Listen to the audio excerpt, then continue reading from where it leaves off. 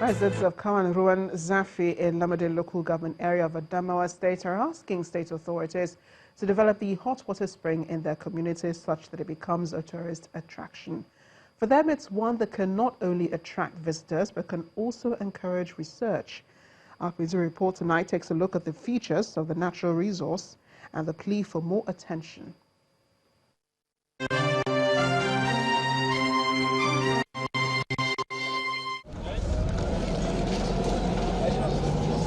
The stories about it are legendary, which is what makes those eager to see for themselves embark on a trip that takes them across land and water.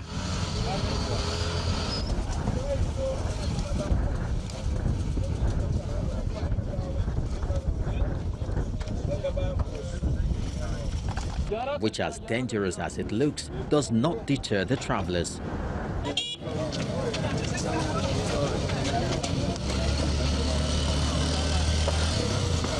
There's still a lot of erosion-ravaged road to cover on motorcycles before finally reaching the place where this famous phenomena is sighted. At first sight, one may wonder what all the fuss is about the water spring in Kwonah Ruwan community in Lamade local government area, a border town between Taraba and Adamawa states in northeast Nigeria. But to the people here, it provides a miraculous remedy to ailments. That perhaps may be one reason no health center exists here. Ruwan tana da zafi kamar yadda ake shan shayi. Take this man's word for it. He's been here for over 30 years and has experienced the hot spring firsthand. When the sun is out and shining, the water boils with speed. When we drink from it, it cleans our stomach and takes away all ailments in it. I had boils and rashes. I just used it to bath and I got healed. The traditional ruler and other members of the community also testified to the power of the spring. The history of this hot spring is one that I cannot explain because our great-grandfathers also met it here. Hence, I cannot explain which year it was discovered. But on a whole, the water helps us in healing some ailments in our body. We use the water to have our bath, and it serves as an energy booster. When we bring it home for cooking, it must get cold first before we reheat it. If not, it won't boil. So how does this hot water spring come about? This geologist offers an explanation. As the water is heated, there is a lot of pressure that gathers with such water. So this pressure now erupts this water to the surface. So because of the temperature difference for this water that has percolated to this depth, it's none other than a medical doctor suggesting that the state government should tap into the huge potential of the spring. The potentials in maybe developing this or scaling it up to really be of help to the communities will be considered. So, but from what I've heard, of course, most likely it should have some antifungal and antimicrobial elements that is working, because if people have skin rashes and they take it, most of those things are fungal infections, then most likely it has some antifungal elements and that is really working towards addressing some of these skin and dermatological problems that people have.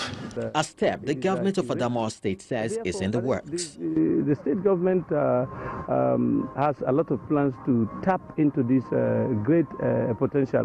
However, the major challenge is that the road leading to that place is completely unmotorable. Nature has a lot of gifts, and for the residents of this community, they are glad that theirs is one from which springs up a bubble of miracle.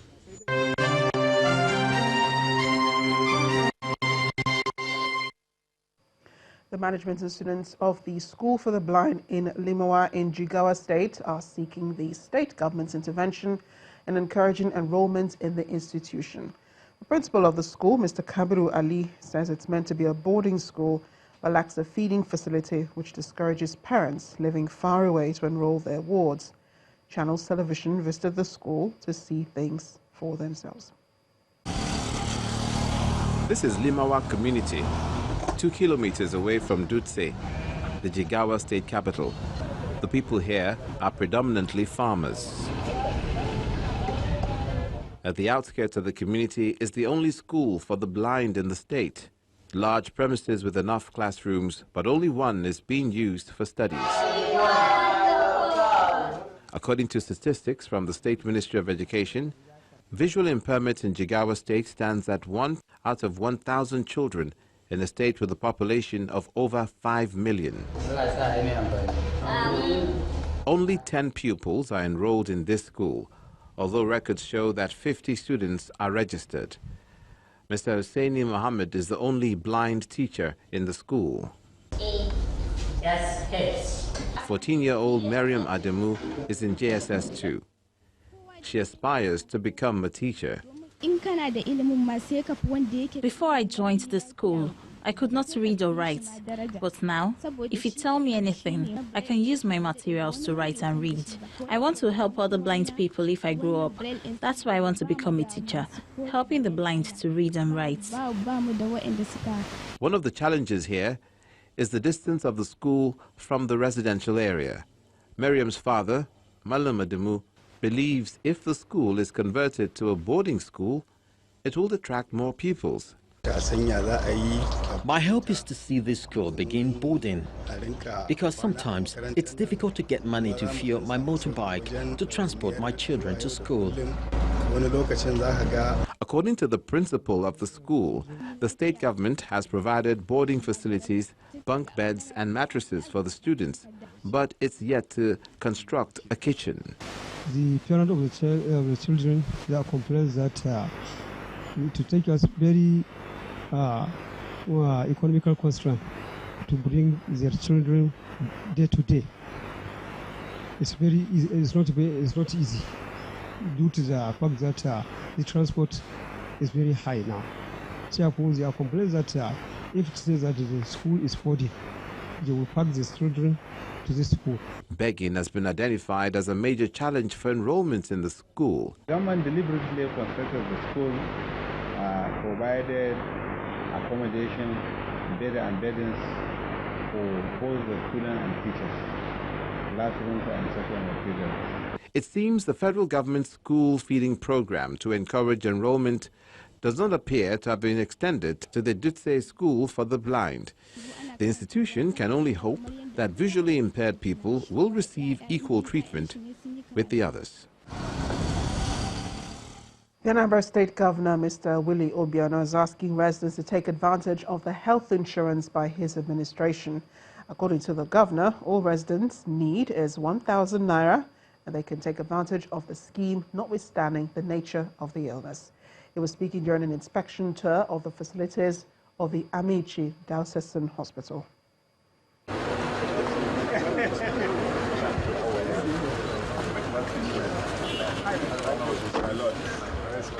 It's a warm reception for the Anambra State Governor, Willie Obiano, at the premises of Amici Diocesan Hospital.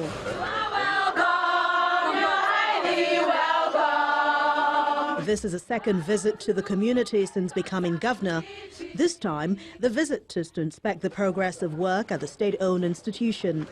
That is on one hand, and on the other, to inspect the road project leading to the hospital. On behalf of Amici people and our diocese, that we're very, very grateful to you for fulfilling this promise.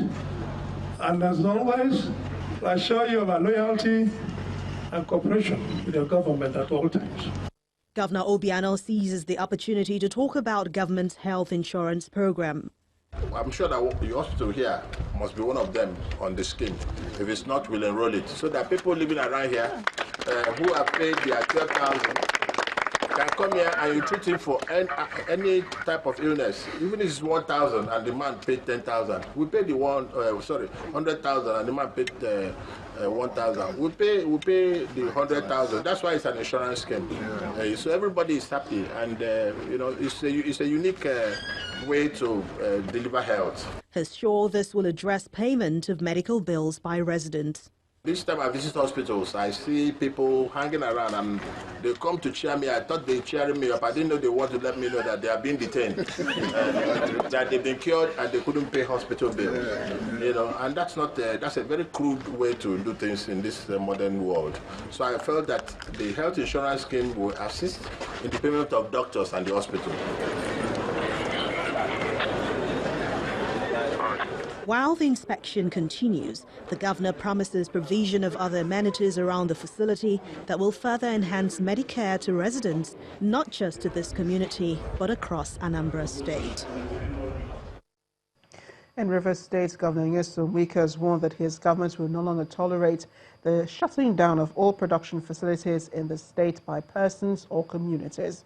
The governor read the Riot Act following reports of a rig belonging to an indigenous company reportedly shut down by host communities. Meanwhile, some of the community leaders have raised concerns such as negligence and project financing, which they say need to be addressed. There appears to be an urgent need to address issues of forceful shutdown of all production facilities in Rivers State due to unresolved disagreement with host communities. The companies will not recognize even... The latest is the closure of an oil rig under Degema, Akukutoru and Asaru local government areas of the state. And Governor Nyesom Wike believes a meeting with community leaders, security agencies and operators of oil companies is necessary. I believe that if companies are operating in our areas, what one expects is that we should give support and cooperation to the companies. And the companies should also, in turn, do what they're supposed to do for the various communities. From the remarks of host communities and the oil company, the matter seems a bit more complicated. You won't believe that they do not recognize the local government council chairman.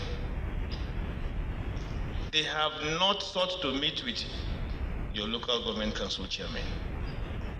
And in the 3 tiers of government, the local government itself is a government that directly deals with the communities. But there are very strong situations where members of boards will evaluate a project that is 1 million for 10 million. They sign the money and the money is gone.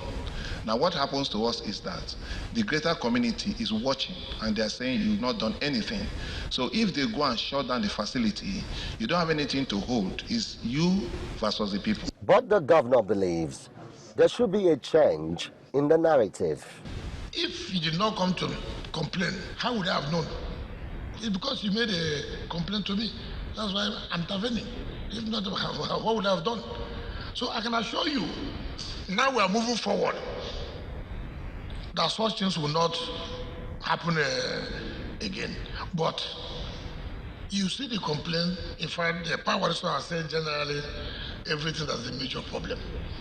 In the end, the resolution is for host communities to refrain from actions capable of chasing away investors, while oil companies are asked to match their words with action regarding their corporate social responsibilities to those whose environments suffer under their activities. Emmanuel Irey, Channels Television News. And now to the arts. Journey Through Time is an exhibition of sculptural pieces by renowned artist Ruwan at the Resource Place in Lagos. It also features veteran artist Adamawa, who is showing off his latest body of works.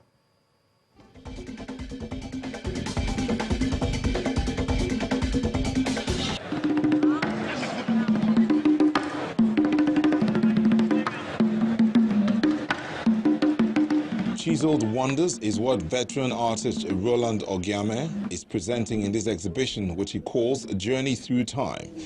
But he is not alone. Veteran Adamawa, who is featuring as a guest artist, is also bringing his latest collection of sculptural pieces in calabash and plastic design to be displayed at the Resource Place in Lagos. Ogiame is one of the leading sculptors in Nigeria today. But we have been together for more than 40 years. when he was in Lagos. And I bought one or two of his works personally, and I see in my studio down there. When he was coming to do the exhibition, I was very happy that the exhibition is going to hold here so that I can join him. So the idea is he's exhibiting sculpture, I'm exhibiting sculpture. Why can't we together? There must be fellowship, and he give us room for you to see my type of work and the type of work. Then you can compare. I'm using plastic, I'm using God, this is wood. This 74-year-old has gone through several stages in his artistic career, from the early 60s when he honed his skills under master sculptor Erabo Emokpae on Igun Street, which has become home to many bronze works, to when he started birthing his own ideas in the 70s. And now he's passing that knowledge to the younger generation, especially at the Agbarato Hamatan workshop in Delta State. I've always told them that art is a good profession. I always tell them that art is like an elephant. If you as a hunter cut down and kill an elephant, you don't share it. Everybody goes there to go and take whatever he likes. So there's more than enough for people in an elephant. So the field of art, wood carving, is like an elephant that is never exhausted. There's always be a market for it, even though you want to sell it urgently, it's not possible, because carving are not sold like bread. Mr. Ogiamen works with treated wood. Some have been treated for 15 years so that termites can't touch them, while others have a natural repellent, an assurance that these sculptural pieces will stand the test of time. I prefer sculpturing because I enjoy doing that hard job, because it is unique. It is not for every people, and it's not for lazy people. These men have shown that age is no barrier to creativity as they keep pushing the boundaries, even as they reflect on how time has gone by in their journey through the arts.